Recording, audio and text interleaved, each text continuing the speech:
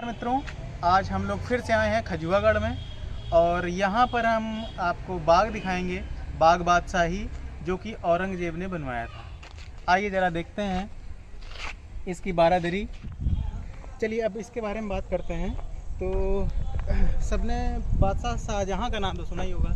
शाहजहाँ के 4 पुत्र थे। एक का नाम था सारा और दूसरे का नाम था शाह और तीसरे का सूजा और चौथे का नाम था औरंगजेब। तो इन चारों भाइयों में आपस में ये हुआ कि कौन उत्तराधिकारी बनेगा। तो उत्तराधिकारी बनने के लिए आपस में लड़ाई झगड़ा बढ़ना शुरू हो गया।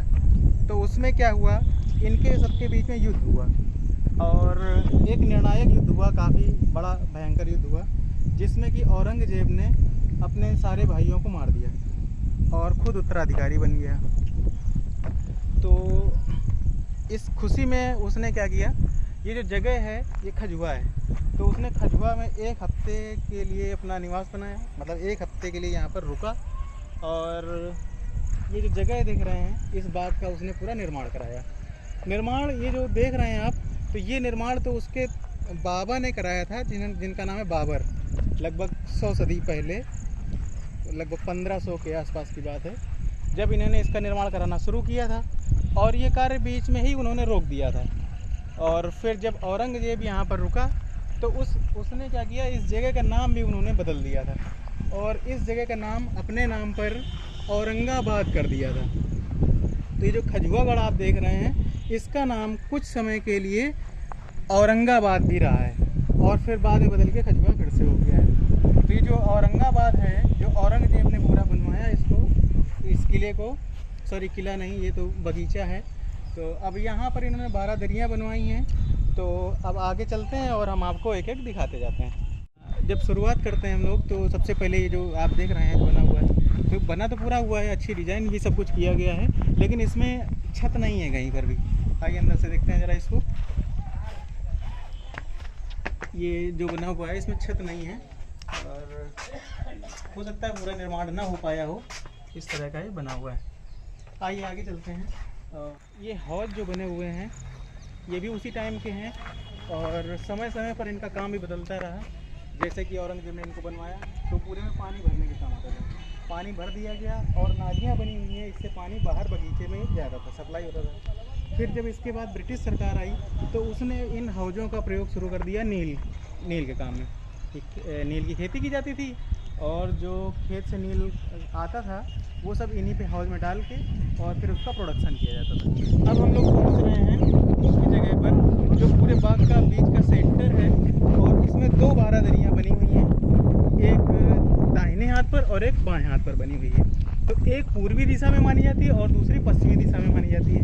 जो पश्चिमी दिशा में बनी हुई है ये लगभग, जो चबूतरा हम लोग चढ़ रहे हैं, लगभग 3 मीटर की ऊंचाई से बना हुआ है और बीच में ये जो देख रहे हैं इसमें पानी भरा जाता था और पूरे बाग में यहाँ से सप्लाई की जाती थी वाटर की।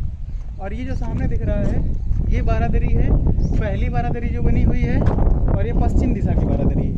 इसके पास से आपको दिखाते हैं। स्टॉप करो। तो ये जो बारादरी बनी हुई है पश्चिम दिशा में, अगर हम लोग इसके पास अंदर जाते हैं और अंदर जाकर यहाँ पर बैठेंगे तो दूसरी सामने वाली बारादरी जो दिखेगी पूर्वी दिशा वाली, तो आइए पहले हम दिखाते हैं आपको, इस तरह से दिखेगा। ये सामने दूसरी जो बारादरी दिख रही है, फ्लैट बनी हुई है, छत इसमें बराबर से बनी हुई है। और अगर इस यहाँ पर कोई व्यक्ति बैठेगा तो सामने जो दरवाज़ा दिख रहा है खजुआ कस्बे की तरफ खुलेगा वो दरवाज़ा, और उस दरवाजे के जस्ट सामने एक तालाब है, काफ़ी बड़ा तालाब है। तो यहाँ से बैठे बैठे वहाँ का मनोरम दृश्य भी आसानी से बिल्कुल देखा जा सकता था। ये जो पहली बारादरी बनी है इसी को अच्छी तरह से बनाया गया है, काफ़ी समय लगा होगा इसको बनाने में, और इसकी नक्काशी, इसमें जो कलाकारी की गई है वो भी अलग ही तरह से दिख रही है। खंभे भी बहुत अच्छी डिज़ाइन से बनाए गए हैं और जो मुख्य सपोर्ट बीच का बनाया गया है बहुत ही पुरानी ईंटें जैसे लगी हुई हैं उनसे पूरा बना दिया गया है इसको। और अगर हम लोग इस तरफ झांक के देखते हैं तो काफ़ी नीचे, मतलब कि गहराई भी काफ़ी है। बाग का ये दूसरा पार्ट है जो हम लोग देख रहे हैं। अब तो इस टाइम पे इतना ही पार्ट बचा हुआ है बाग देखने के लिए, आधे पार्ट में ही बचा हुआ है, दूसरे पार्ट में तो कुछ भी ज़्यादा नहीं बचा हुआ है। तो यहाँ पे जहाँ हम लोग चल रहे हैं, अब जो जगह देख रहे हैं यहाँ पर पूरे में पानी ऊपर से ही लाया जाता था। काफ़ी बड़ी फील्ड है, जो पूरे में पहले बगीचे का निर्माण था। अब तो दूसरे पार्ट, अब हम लोग चल रहे हैं बाग के सबसे आखिरी पार्ट में, जहाँ से बाग का पूरा एंड हो जाता है। और ये दोनों गुंबद के बीच में एक चैनल दिख रहा है, चैनल में ताला लगा हुआ है। बात ये है कि इसके अंदर एक कुएं का निर्माण किया गया था और वहाँ से पानी निकल के ही पूरे बगीचे में सप्लाई किया जाता था। तो काफ़ी गहरा और बड़ा कुआं है, इसलिए इसको हमेशा के लिए लॉक कर दिया गया है कि अब क्योंकि यहाँ पर कोई गार्ड वगैरह तो है नहीं, तो बच्चे न कूद चले जाएं हैं, इस तरह से इसको बंद कर दिया गया है। और इसको हम आपको ऊपर से दिखाते हैं। बाग बादशाही के उत्तर दिशा में बना हुआ एक विशाल कुआं है। इसी कुएं से यहाँ पर पानी की उस टाइम सप्लाई होती थी और ये अब इसकी काफ़ी स्थिति जर्जर हो चुकी है। हम आपको दिखाते हैं इसमें कि किस तरीके से इसकी स्थिति अब काफ़ी बदहाल हो चुकी है और कोई इसका कोई ख़ास मेंटेनेंस भी नहीं किया गया है, जिसकी वजह से ये ऐसा दिख रहा है।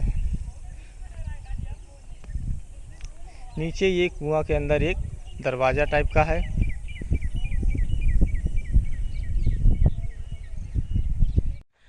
अब ये बाग तो एक चारागाह बन गया है कि अब यहाँ केवल लोग जानवर चराते हैं अपने, और दूसरे नीचे साइड पे यहाँ पे लोग खेती करते हैं और अपना गुजारा करते हैं।